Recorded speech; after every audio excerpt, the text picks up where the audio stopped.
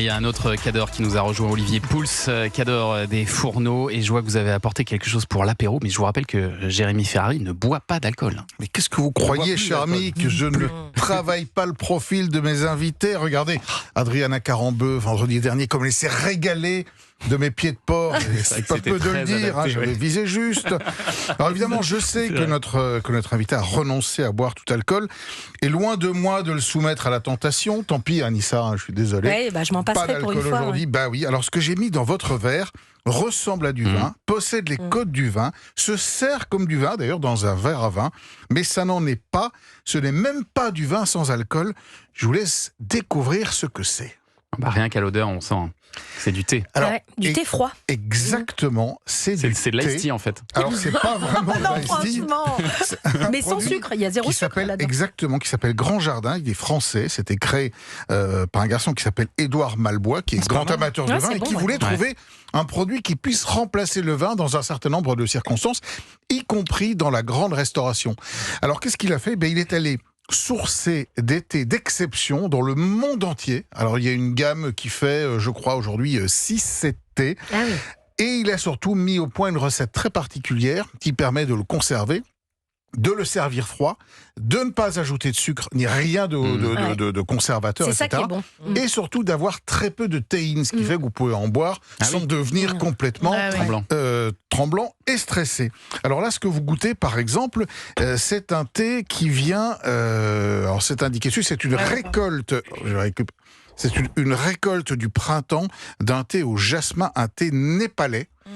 Vous voyez, ça vient du Népal. Ça vient du Népal. Et donc, il y a toute une recette, évidemment. Et l'idée, c'est de l'associer aussi avec de la gastronomie. Et vous voyez, on a un côté très floral. On a un côté presque un peu zesté. On a beaucoup de fraîcheur. Et là, l'accord qu'on pourrait imaginer, par exemple, c'est le début des asperges. Ça pourrait fonctionner.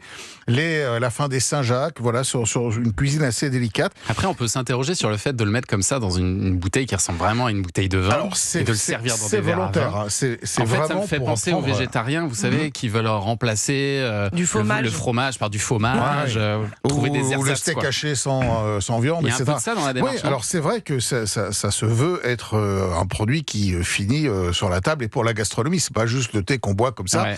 Donc il reprend les codes du vin, le service aussi. Moi, je trouve ça assez intéressant. Qu'est-ce que vous pensez de la démarche, Jérémy? Moi ayant fait une cure de désintoxication il y a 10 ans, c'est sûr que je vais pas aller vers un truc qui ressemble à du vin, qui sert comme du vin, etc.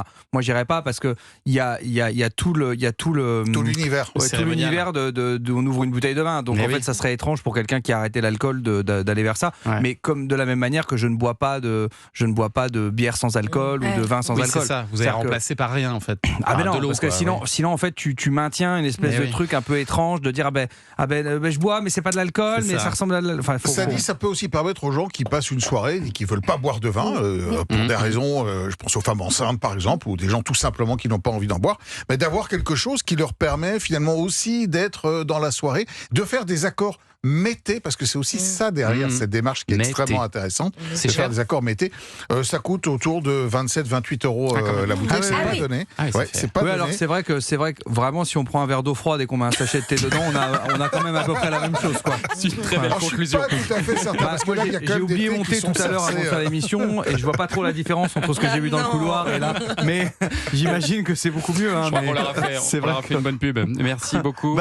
Si vous avez d'autres produits, n'hésitez pas à m'inviter. Je donnerai mon avis avec plaisir. Allez, on se retrouve dans un instant et on va jouer avec un auditeur au 3 rien.